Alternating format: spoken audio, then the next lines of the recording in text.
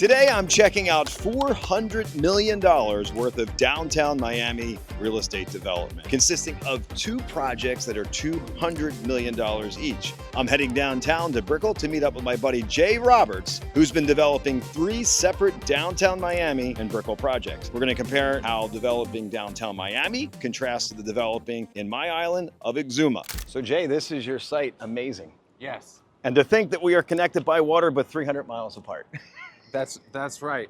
We met on the basis of being developers, developing on the water. You are in the beautiful Exumas, and we are here in Brickell, right outside of Brickell City Center on the Miami River. And it is amazing. I take the train down a lot, the Bright Line. I'm amazed at all of the building that's going on here. And one of the things that I hear, I have a lot of Miami prospects, some buyers. We have two buyers of the villas in Exuma from here in Miami, and they are calling the Exumas like the Hamptons of Miami. So who knows? We might have some clients here. You might have some clients over there. I've been to the Exumas, I've been to the Bahamas. I love the Caribbean. Your water is incredible. I think your water is the sales is the sales agent. Are the realtors selling for you? It's funny. So we were out on a lot the other day, and we're sitting there looking at it, and the wife's asking questions. And I just stepped back to the husband and I said, look, and she's like, oh, I said, I have the easiest job in the world. It is. But they want the finances. Hey, how is it going to rent? What are the occupancy rates? And then obviously you have to do the normal real estate here. But this is incredible. Now this site seems tight, right? Right. But then you have across the street. We have over 300 feet of water frontage here on the Miami River, and bought the sites behind here for our commercial space, parking. We're gonna have a fitness concept, F&B, world-class food and beverage. And what I love about, and I know you're the same, is picking the best locations. So being on the water in Miami, in Brickell is very hard, especially with the density, and being directly outside of Brickell City Center and being walkable to so many restaurants and stores. It's incredible how close it is. Our owners, we have 5 yacht slips here, so they can take their yacht to the Exumas. And they can come to my property. They come to my property. Door-to-door service. I'm coming. Door-to-door service. So when are you breaking ground on this? So we're closing our partnership now. So I'm in the process of closing a $30 million joint venture. And we're also signing a brand. And we will be launching sales early next year. So in Florida, we did a video on this, but in Florida, we have the advantage, and I believe in the Bahamas, you can use buyer deposits to fund construction as well. So in Florida, we can use buyer deposits to fund construction. The typical structure is that the buyers put down 20% at contract signing. It can be 10 or 20%, 10% at breaking ground and 10% at top off. And we have to keep 10% in reserves. You can bond that, and we use that to fund construction. And so when you hit 50% pre-sales, is when your construction lender comes in, they see there's confidence in the project, it's gonna get built. So then it takes about anywhere, depending on the speed of the market, the size of the project, 12 to 24 months of pre-sales. To hit that 50%? To hit that 50%. Okay, great. So I've been pre-selling. I only have 13 of the private villas. So we've been marketing prior to that, and I've got 7 out of the 13. And the bank said the same thing. It's like, hey, that's a bonus, which is great. Yeah. So, but yeah, let's walk down. So this is all the way waterfront. I mean, you picked a great spot. How did you find it? I mean, there is no property. It seems like everything. Is there anything left, first of all? It's a great question. And for the viewers here who are looking to get into development, who are looking to, find deals, the owner reached out to me on Instagram. Really? They DM'd me and said, I have the deal for you. Really? He said, let's meet and grab coffee. So this deal came through social media. No kidding. Through Instagram. No kidding. That's incredible. I mean, every one of my buyers, the villas, all of them have come from social media. And I tell this story all the time. I had a conversation. These guys do a great job, with Instagram and all that. And they're like, oh, you got to go on TikTok. And I said, my daughter's on TikTok, right? And I have a buyer, doctor from Miami that's interested. We're getting very, very close. He's going over next month to really finalize everything. 45-minute conversation, rental rates, HOA. How did you hear about us? TikTok. Yeah. So don't underestimate the value of social media. I mean, it's where it's at. So you sat down, you had coffee, you bought it for $250,000. Yeah, 250,000. We can't share the price. Yeah. Right now, It's all relative, it's right? confidential. But the numbers had to work, right? So like with me, when you're trying to evaluate those properties, you know you have a percentage of the land on the overall project and what you're going to generate in revenue and sales. But I can look at it, it's not cheap compared to... No, it's not. But like you, we're looking at real estate. I'm looking at real estate deals daily. What we like, we built confidence and conviction around, which helps in Miami, and may be a little more difficult in Exumas, Bahamas, and other markets. Is there's a lot of comps. The neighbor, they're closing a $500 million loan on Friday. Wow. So this tower was over 90% sold when I signed the contract. They launched the second tower, which is the standard. It's selling very well. So that gives us confidence, that gives the buyers confidence, it gives investors confidence, lenders confidence.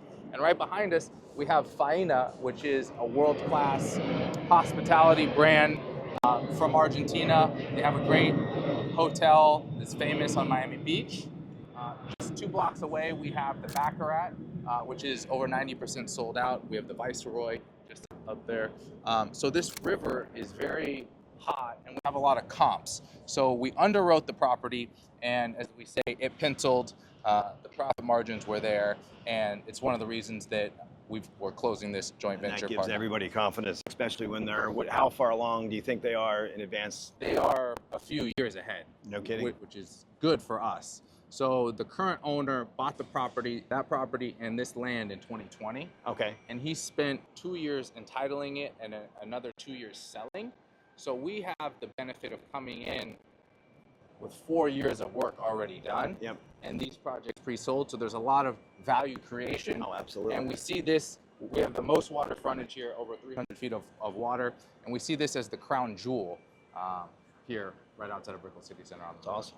So I had a pocket listing, and I think you might like pocket listings like I do. Yes. And let's walk down here. We'll check out. Yeah. I do want to see this waterfront. There's a realtor, and if everyone asked me how I got my first project in Bahamas, and it was on Hooper's Bay, and it was a pocket listing. And we were out doing a video, and we were talking about it. He's like, "Steve, you've got the crown jewel here." I said, "Cecil, maybe we'll call that the crown jewel, the property." But again, you can't beat being on the water. You have to be on the water. It's a winning formula. Being on the water is a winning formula. You in the Exumas and Bahamas have an amazing location, and I can't wait to come see it, come see your development. And you're going to have a mini marina out here. Yes. So we'll have 5 private yacht slips here, pick up and drop off. We'll probably have a water taxi going back and forth to Faena. Offer a restaurant here, which is in Beverly Hills and in New York City. We'll be opening on the ground floor. And then we control and manage the pickup and drop off there. And that's the key. And there is a lot of competition here, but location, it's cheesy, but it's so true. Like all of my waterfront units, that's why I picked it. They're going because it's on the water. You know, that second back, third back, it doesn't really, so even though you have a lot of cranes out here, you're gonna have something that others don't. So, all right, Jay, this is an incredible project, but the number one question is, how do you fund a project like this? Yes. So this is a multi-$100 million budget. And my first rule and my first strategy is to identify off-market prime sites. Love that. And that's what I had. And that's off what you market. Have. And you're not competing with everybody. That's something that we have in common, and I think why we hit it off. Yep. So when you control and own the best sites, people come to you. It makes your job easier. My new partner, when I brought him to the site, just like I brought you here, they've been developing for over 100 years in Europe, their family. And he said, when I saw your site and we set foot on it, it was love at first sight. So when you have these amazing sites, it's people coming to you and they want to put capital in. Obviously the deal has to underwrite, it has to pencil, it has to be profitable. We're targeting 30% profit margins. So bringing in strong partners, having a lot of conversations. You hear a lot of no's, so you have to be persistent, you have to be gritty. So a funny thing, I have investors that I've used in the past, and I called my one investor who's one of my partners in the project now, and I said, hey, I got this project in Exuma, and he told his wife, he said, Steve's nuts, he's got this island, he's doing this, I'm gonna go down just to give him the benefit of the doubt. Yeah. But it's a no. And he said, if you want veto power, to the wife, you come with us. Yeah. Both of them were like, he's like, I was coming here to say no. Yes. But the water, the ridge, the ocean, and again, your investor fell in love with this site, my investor fell in love with my site. So that's key. Yes. Right? Again, primo sites. And something that we do as developers, and Steve does a great job of that, is educating the investors, the buyers on the progress that we're making. So when you have a development site, it's raw, it's land. You need to determine what you can build on it.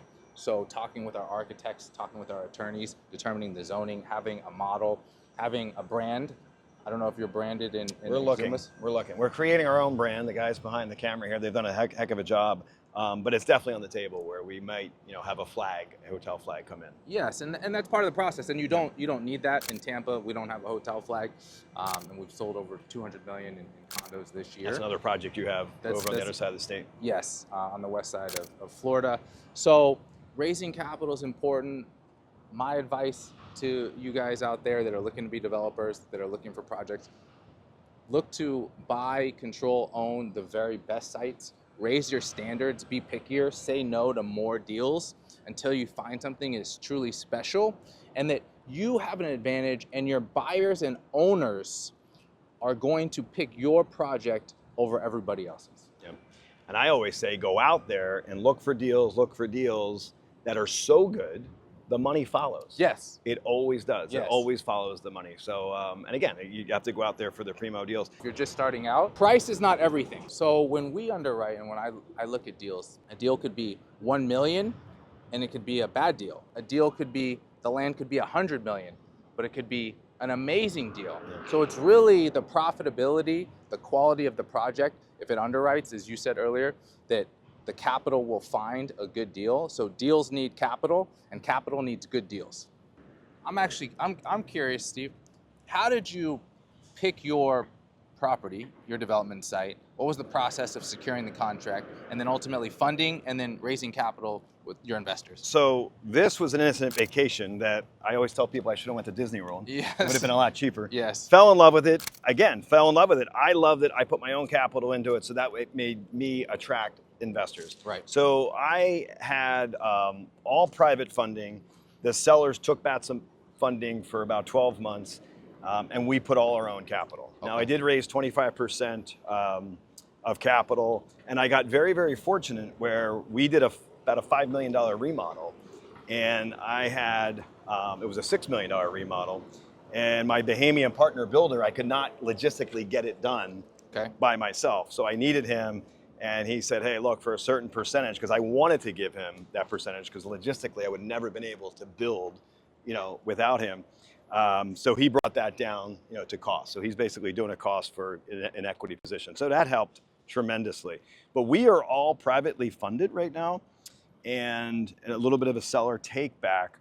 But what I tell folks too is you can borrow short term, right, at a higher rate, because when it becomes an income producing piece of property, and we're already working with a bank right now to be able to take out all of us, and when the hotel's getting ready to open next month, and we're already talking about a substantial bit of that capital. I've done a lot of deals where I have borrowed privately at say 12, sometimes 14%, but it's short term, right? It's only 12, 18 months.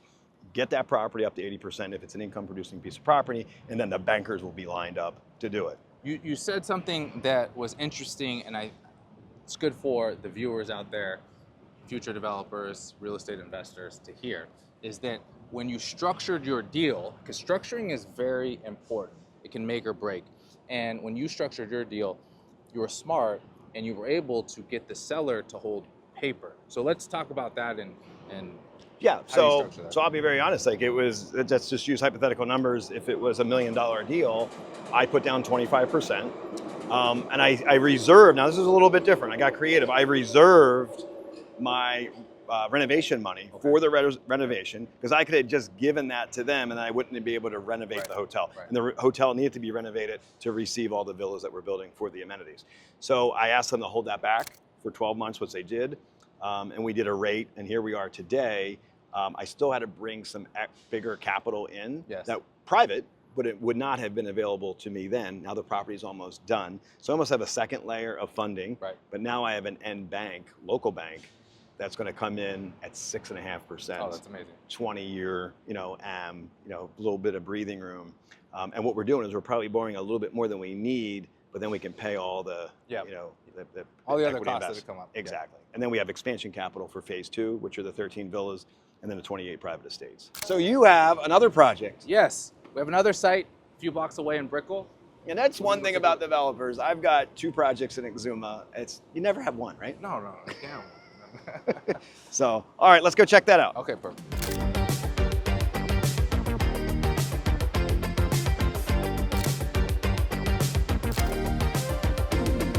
All right, so just like any other real estate developers, never one project, we are going to Jay's second project here in Miami. So on the water? This one is in the heart of Brickell. I have 3 in Miami. The other one is on the water in North Bay Village.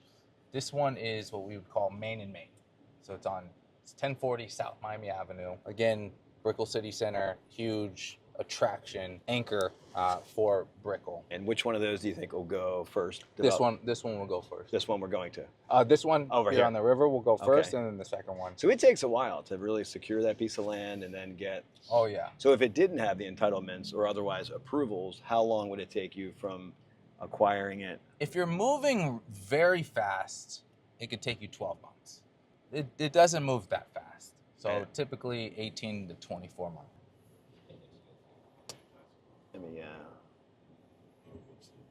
And it's funny, one of the things that I was told in a perfect world in the Bahamas, 12 months, and I kept, okay, February 15th, and then DEP comes in and I do all the lines, and I said, okay, but definitely by next March, 15th, it never works out that way, Yeah. And guess what? 18 months right Yeah. now. I'll have my approvals by the end of the year, which is another 21 months. So that's a good tip. Just worst case scenario, say 24 months. And if it's earlier, because in the beginning, that gets to you. And a lot of these high rises are residences, correct?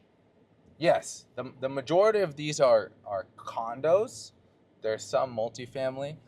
The condo math is more profitable for developers. So developers build condos over apartments, especially with interest rates where they've been for the last 3 years.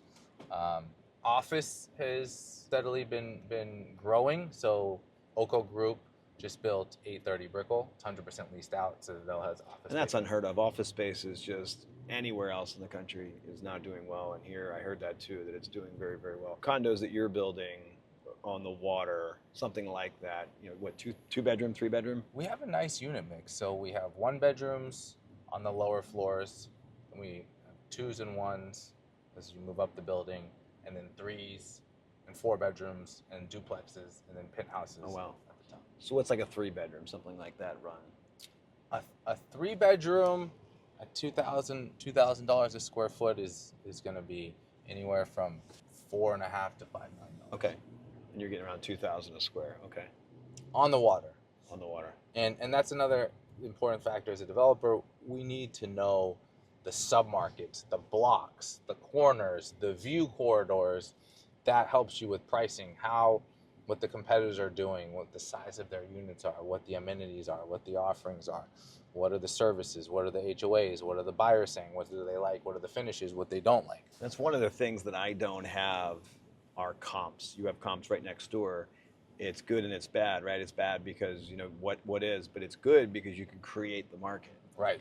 And we have done that, right? So I knew that these villas I'm selling for 1.8 million to 2 million, and they were probably priced low because I keep adding, now they're, 2.2 to 2.4 over the course of only, 18 months. So that's one of the drawbacks of not having comps.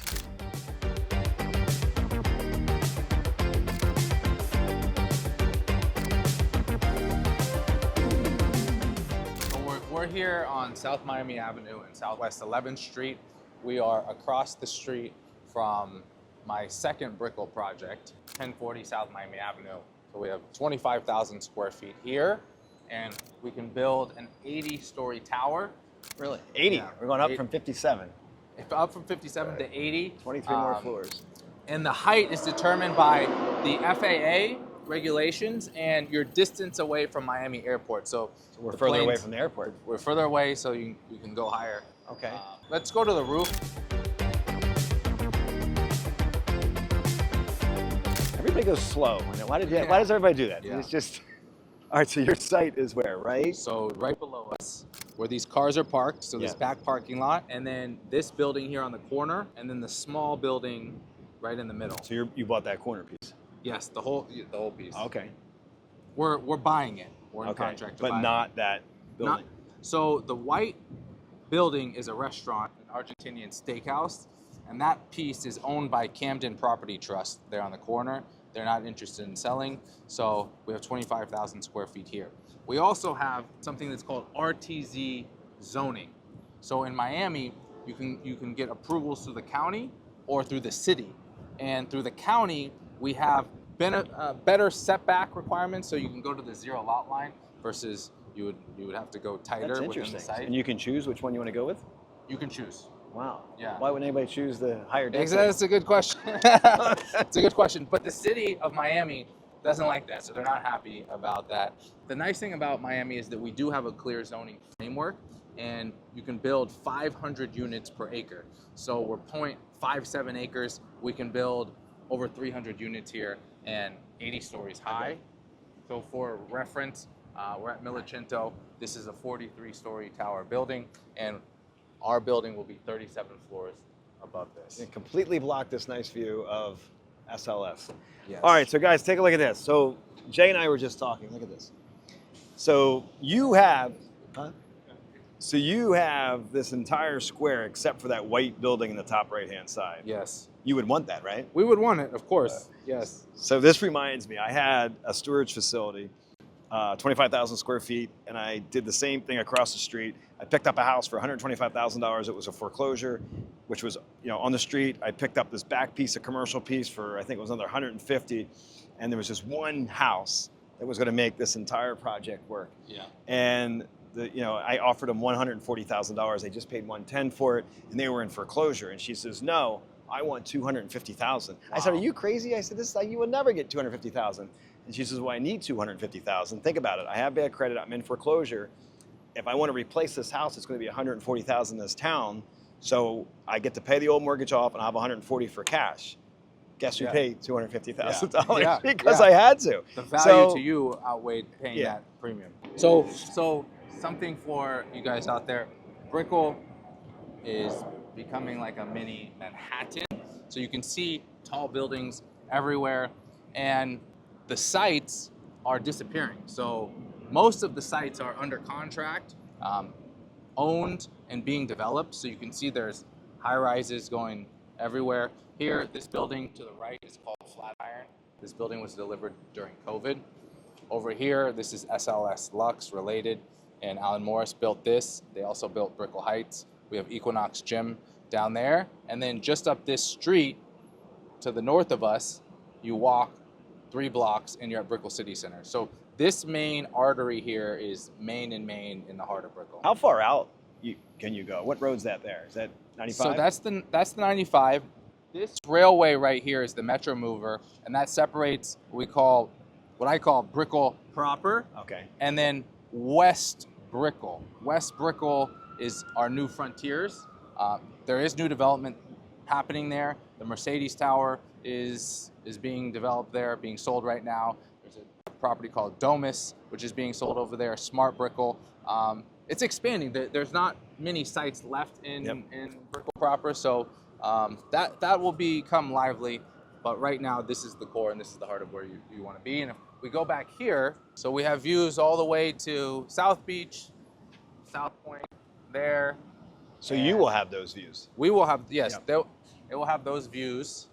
It's funny, you have the same challenge that I do too. Sometimes when you're selling second lot, I'm selling my lagoon lots. Yes. And it looks great now, but if somebody builds in front of you, that's why our renderings, come in handy here.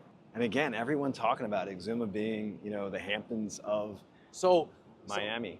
So let's talk about the Exumas. Let's talk about the density, the city, the neighborhood, the town, what you're building off of. I like to look at it as Brickell 10 years ago. Okay. Right? And what people are comparing it to is Turks and Caicos 15 years ago. Wow. So they do love the fact that, even in the last 2.5 years that I've been there, we have more restaurants, but there's a balance of why everything is a premium, because they don't want a lot of this built up, right? Right. And I'm still getting some heat from, oh, you're destroying the island.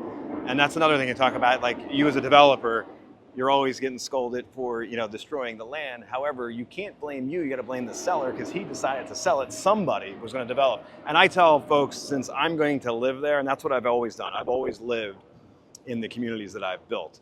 I think it gives a lot of comfort for the buyers, but from a design standpoint, I'm not going to destroy all that green space. I want to have a balance of both. So, but it is, in the last 2.5 years, to answer your question, is definitely building up. We're getting a new airport. They're up almost onto the roof. They just paved the runway. Oh, that's amazing. Which is great. So that's what's really going. Yeah. And I'm telling these guys behind the camera, the young guys, to get in something $300,000-$400,000 so they can get their feet wet, which is a good point, right? We're talking about huge numbers right now. But if we talk about a $10 million deal, you can talk about a $500,000 deal. 20% of 500 is 100 grand. So it's all math, all works. The private investors all work. So you guys back there, and they're looking right now. I made them yesterday. I told them I was going to fire them. Yeah. If they don't, I gave them everything. I gave them a deal. It was $205,000, and I gave them the banker and the private investor, and they have zero excuses to get it done. Get it done. Get it done, boys. Yeah. So, but my point being, to answer your question, is even if they get that deal, it's a $200,000 deal. Needs $250,000 with a pool. It's right on the water. Imagine 200 grand right on the water. It's on the south side of Exuma, so it's back where the flats are. But that's probably, when they're done, a $600,000 property. When that airport goes, probably $1 million property. And you guys will look back 3 years, say, man, remember we got that? And now it's probably 400 or 500 to get in. And something that we know is that property on the water always goes up in value over the long term. So if you have the opportunity to get into the Exumas, which is Brickell 10 years ago, look what the property values have done in Brickell. Look what they've done all over South Florida and the Caribbean. Absolutely. They've just gone up. Yep, and I've saw it just in the last 2.5 years where I bought a piece of land in Hooper's Bay, subdivided, thought I overpaid, and all of a sudden you're getting this momentum. And I would do that 10 times over, the deal that I did there. So look, this has all been rosy. It's been great. It's been about profit, but what keeps you up at night, right? I know what keeps me up at night. And one of the questions I have is, there's a tremendous amount of building here. What happens if that stops? What if that demand stops, right? That's probably one of your concerns. Right. So as a developer and any investor, we don't know, we don't have a crystal ball, and we don't know what's going to happen in the future. What we do as developers and investors is evaluate a market, look at the research, and aim to have a view on where the market will be 2, 3, 4, 5, 10 years into the future. Anything can happen. Pandemics happen, interest rates go up, tariffs start flying around. So you have to be prepared for that. But picking good sites, again, coming back to that anchor of picking the best sites on the water, that gives you more margin of safety. There are risks in development. There's macroeconomic risks, there's financial risks, there's supply and demand risks, there's more supply that can come up. So these are all issues that developers we face.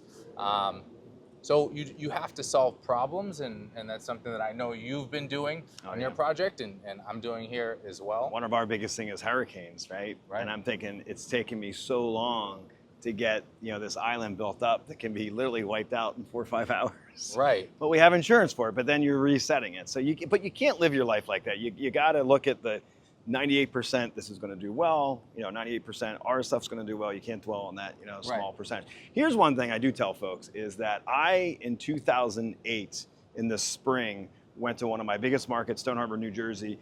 We bought a lot for $750,000. We had a $750,000 budget to build this home, and 1.5 into it. We're going to sell for 100 grand, split 500 profit, my partner and I. And then what happened? Boom, September 2008, it's just the bottom just goes out. And but what we did, we bought right, And I always hear this term, you don't make money when you sell, you make it when you buy. And that's so important on what you pay for the piece of land. So we did buy right, we did build right, and I could fall back on renting it, right? Yeah. So I had that safety net. And guess what? I sold it 2 years later for a couple $100,000 profit. So it's not the end of the world, right? You know, if something does happen. But again, you can't keep dwelling on that. Yeah, it's important to have contingency plans. Things get delayed in development, so can you hold staying power and having patience? And that's key too, the staying power of, you know, the investor payments, the bank payments to weather the storm. Because the storms are only temporary. They really are. Yeah. You know, in 2008, I think everything bounced back within 36 months. Seemed like 10 years when I went through it, but don't let that hold you back. Right. And that's one thing you and I probably never think about. It's like, The reward is worth all the headaches that we go through as developers and putting the deal together, figuring it out, piecing it together. This has been great. I can't wait to visit you. You are coming down, and guess what? It's 300 miles that way. So I'm going to take you up on your offer. We're going to someday, not the next video. Next video, you're coming over. I'll show you everything. But I do want to do that. Jay's we'll new take the boat over. We'll take the boat over. Yeah. Even before it comes up, we'll take the boat over. Definitely from Miami. This is where all our shipping materials come from anyway. So, well, thank you for showing me around. Steve, see you in Exuma. Yeah, perfect. Awesome.